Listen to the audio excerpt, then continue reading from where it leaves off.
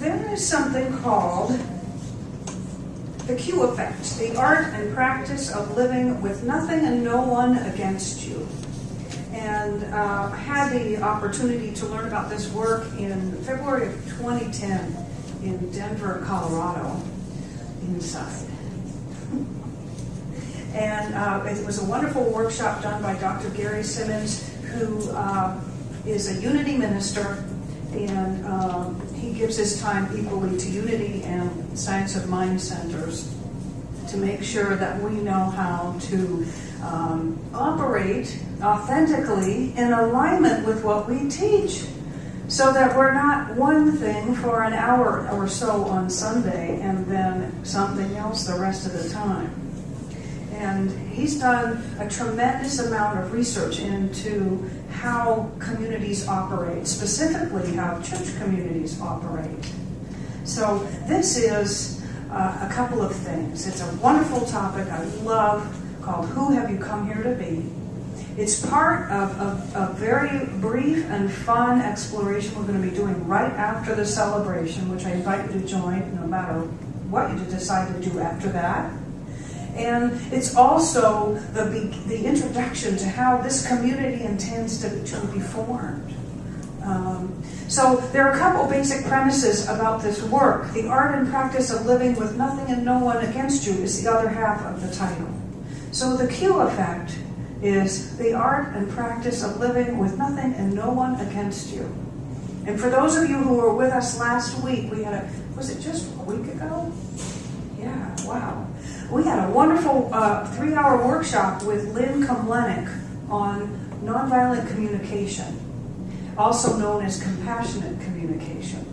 And for many of us, it was our first exposure to this idea that it is our unidentified and unmet needs which creates most conflict.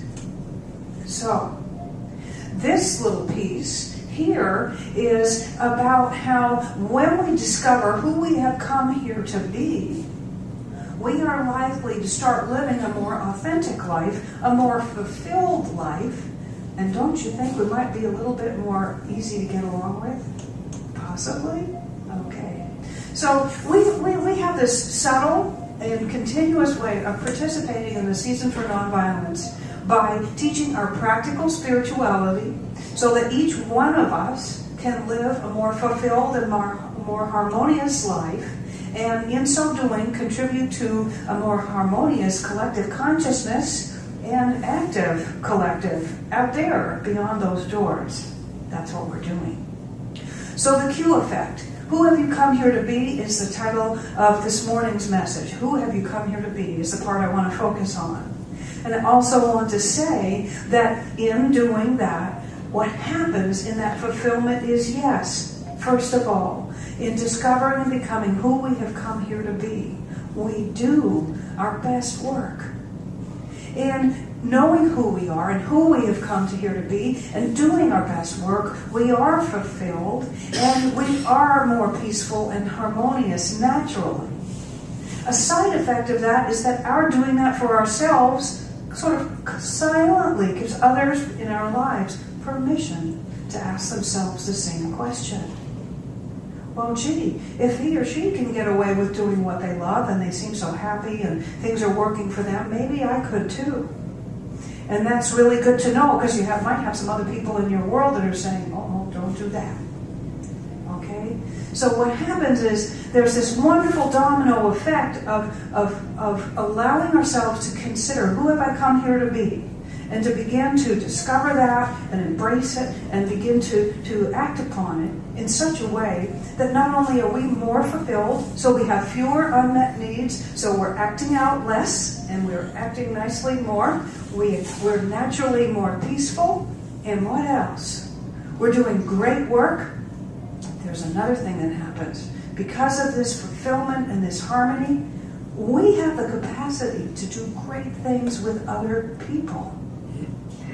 You know how so often the way that we have identified and embraced self-help is just to get someone else to behave, or just to get our own dysfunction under control. and not necessarily to move further down the spectrum and live a really full-fledged, all-out life. When we do this work, and when we start doing it with others, and we're starting to attract others who are doing this work, and we're surrounded by them, we have the capacity to co-create great things. Now, why would we be talking about that here? Not only do we pledge to empower individuals, we pledge to build a community. We pledge to build a community, and how are we going to do that? Unless the next thing we do is continue to foster the awakening and the empowerment within and for each individual, but also share tools that allow us to work together, right? The one big sandbox. One big sandbox. So we're creating intentional spiritual community here.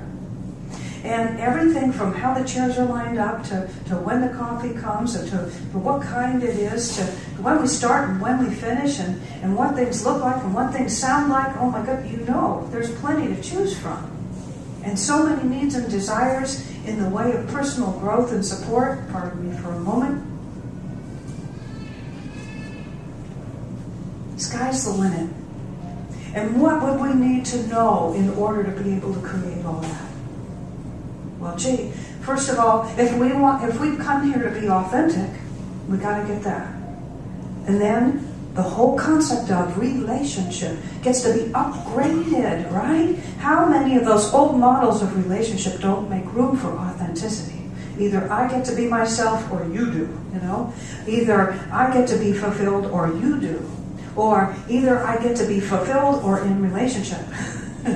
So, in order to have both, we get to learn a new way of being. So that's what this material is about, and it's very exciting, at least I think so.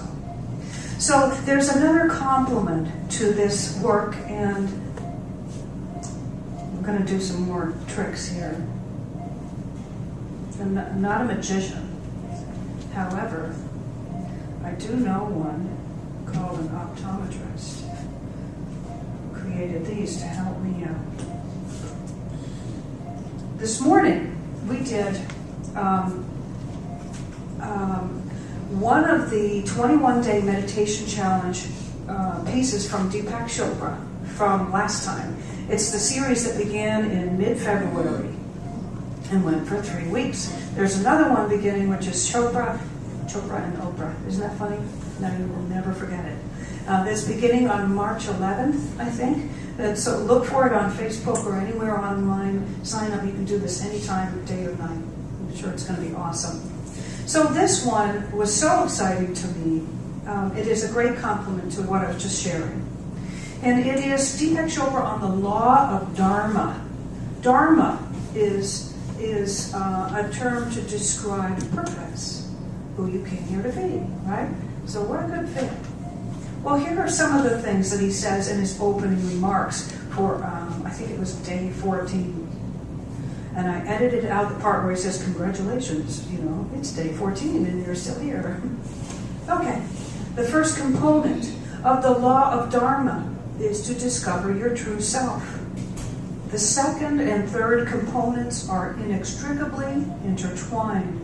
They are to express your unique talents and share those gifts to bring happiness to you and others. That sounds pretty good. Chopra encourages us to explore all the things that make your heart sing and enable you to make a life, not just a living.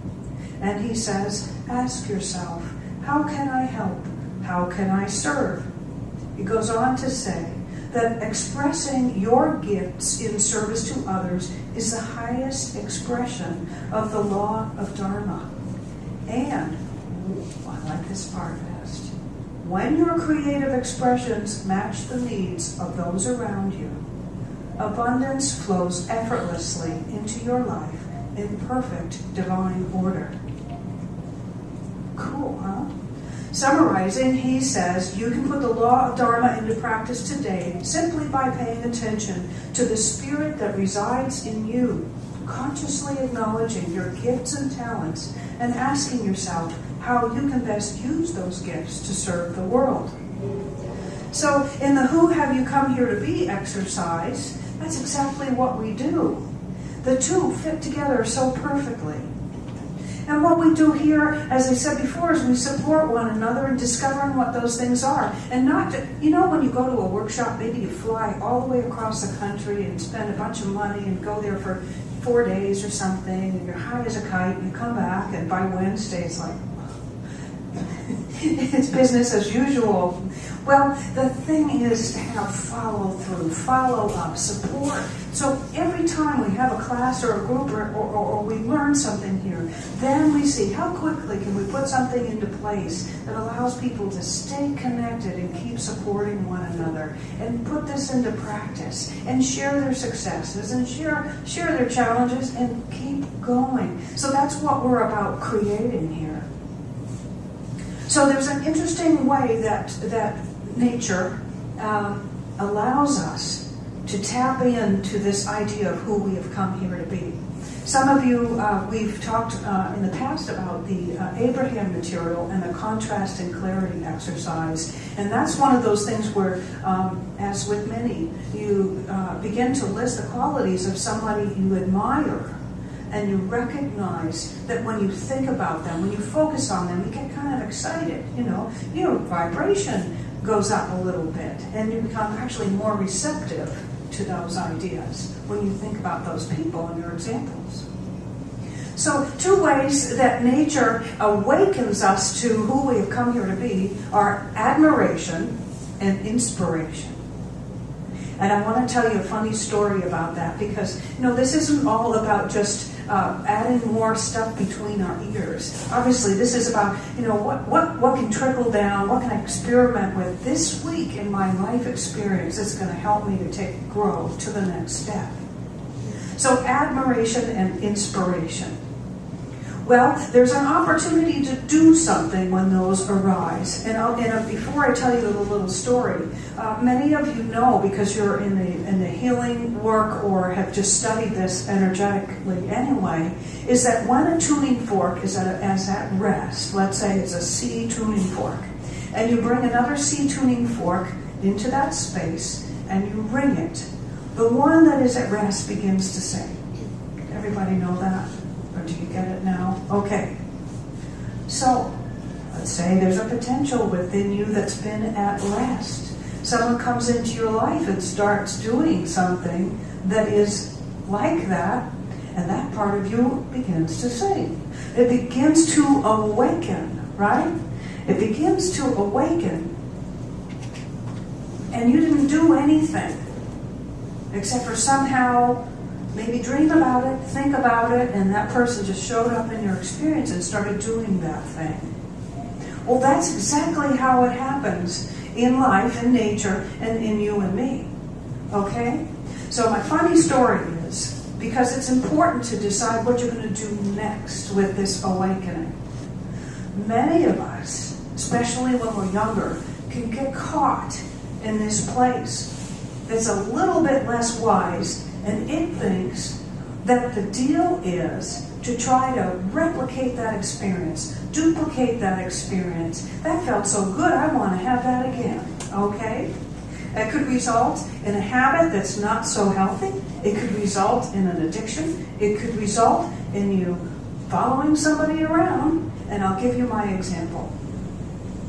I don't remember how old I was, but I remember that I met this guy who was a self-taught artist, one of those, I forget what it's called, but they're just self-taught and they do whatever they please and they get paid for it.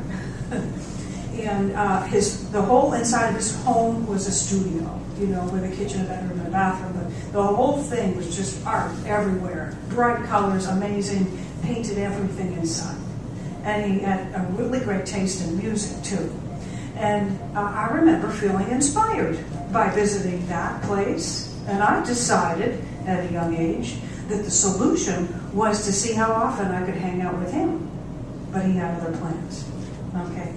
It's like, sorry, I don't want to go out with you. I got my life. I got my studio. I don't need a sponge or whatever. I don't remember. He was very kind, but I was just like so overwhelmed by what was awakening in me, and I didn't know that that's what was happening. I just knew it felt really great when I was around him. So I thought, well, let's make plans to be there more often. But that wasn't acceptable, thank goodness, to the other party.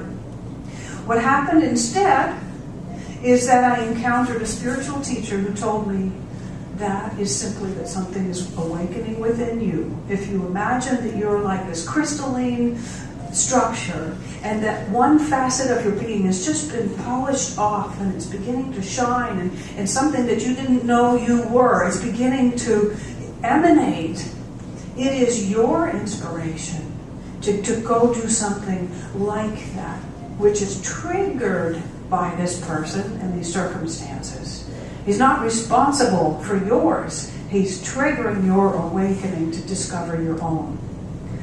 Thank goodness I encountered that person. Because what I did next is the artist in me awakened, and I was renting a room in a house at the time in North Carolina. I turned my entire room into a studio. And I started going to yard sales and consignment shops, and the best one was the scrap metal yard. I was having such a good time. Betty, and of course my sister knows this. We're daughters of an artist who taught us to appreciate stuff that other people call junk. Like this cool thing with holes in it and just the right amount of rust. Take a photo. So I had a really good time. I filled my world up with amazing stuff. I found beauty in everything. I painted everything in sight. I opened up my guitar case, dusted it off, signed up for lessons, got really good, by the way, until something else happened. And I had calluses. I was reading music. I was doing chords and reading, whole melodies and singing and walking around the house. And I got this all going on because someone told me what that moment really meant and helped me to take the right action on that admiration. So I wanted to tell you that because this happens all the time, right? I mean, I was kind of having a chuckle. I don't think there's too many of us who are inspired necessarily by someone like Justin Bieber, but maybe one of the other more brave souls on American Idol who's your average everyday person who's just got to sing, or whatever it is. We have people who are writers in the room, just published a book, working on another one, stand-up comedian, you name it. Look, so many of us are saying, wait a minute, something has awakened in me, and by golly, I'm going to do it now. That's what admiration is for. That's what inspiration is for. Because there's something in you that's ready to awaken. So next time you feel really good around someone, or you feel really good eating or drinking something, or being somewhere, ask yourself if perhaps there's something that's ready to awaken in you beyond just making sure to have that experience again and again and again. Right? Because there is. There's something so much more. So, going back to this other material, remember that the art and practice of living with nothing no one against you says that not only do you discover who you truly are, who you came here to be, you get permission to go ahead and live it and be it. But your fulfillment means even more than that, because it does produce your best work. And your fulfillment not only produces your best work, but your best behavior, right? And then what happens? Then you can play with others in the sandbox like you might not have been able to really do in the past.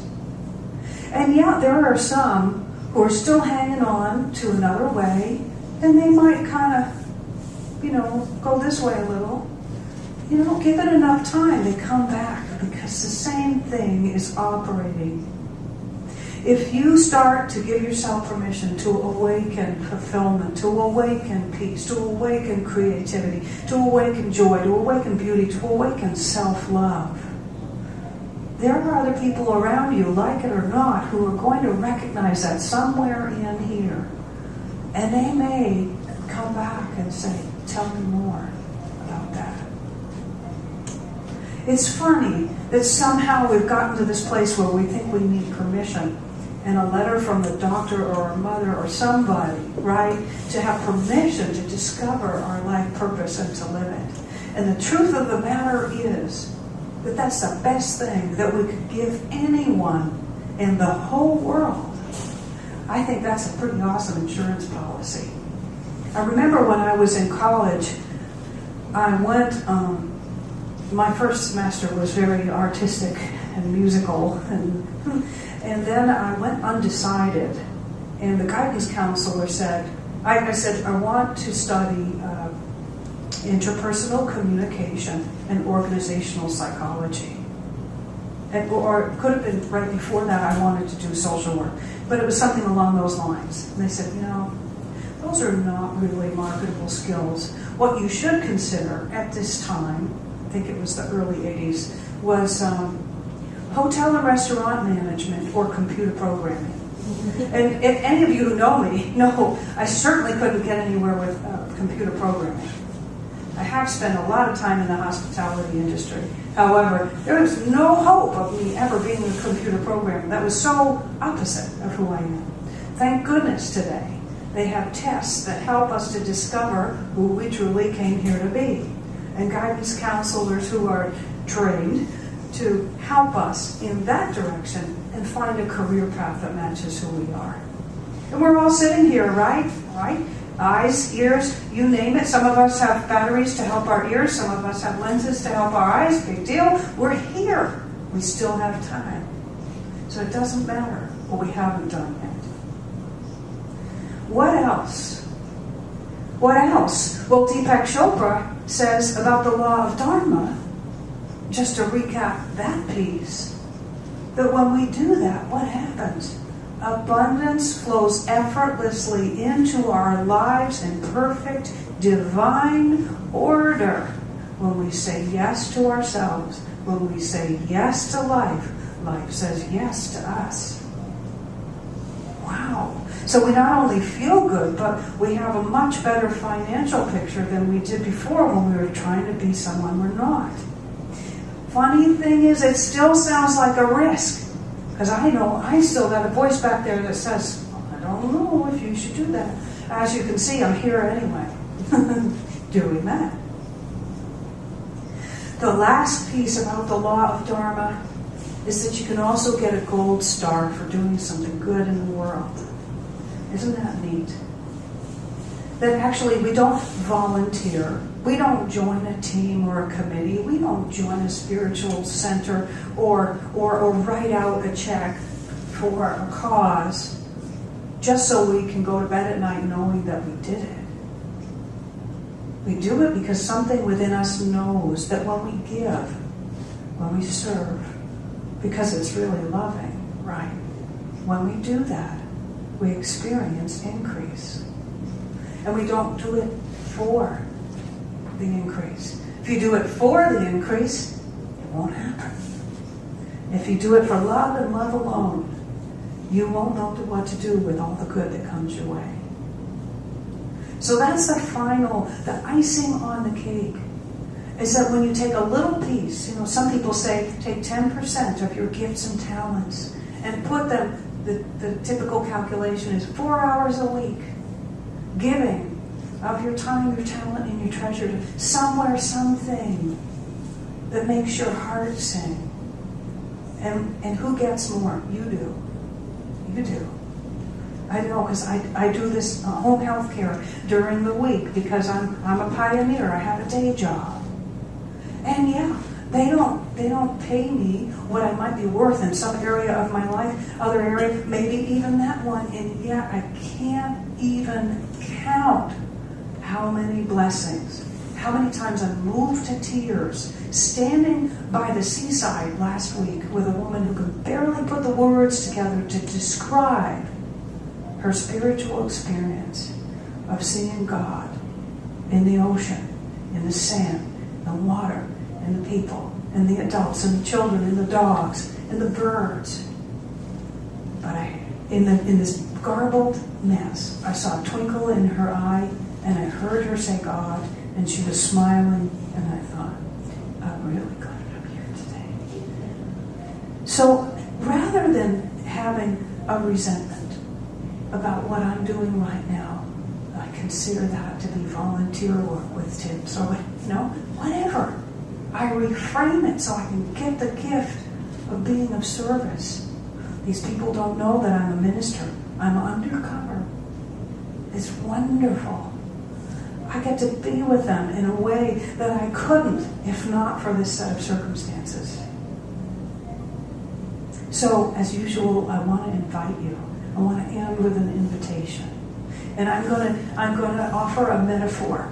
If you are on a field, and let's say this would be a field that would be normally for a football game, and you're out there, and the ball gets thrown your way, and you catch it, what are you going to do? What are you going to do with that ball?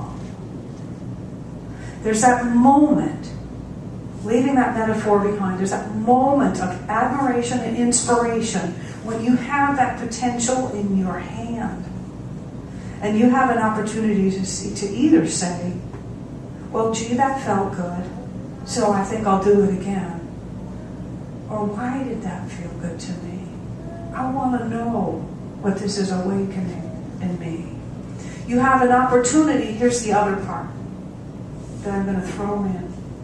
You have an opportunity to say, when I'm with that person who throws me the ball and I catch it, I love that moment, so I want to be with that person all the time because he's got it or she's got it. Remember that the reason it feels good is because you've got it in you. So don't disown that awakening. Own it and run with it and see where you end up. I look forward to seeing you next week and finding out.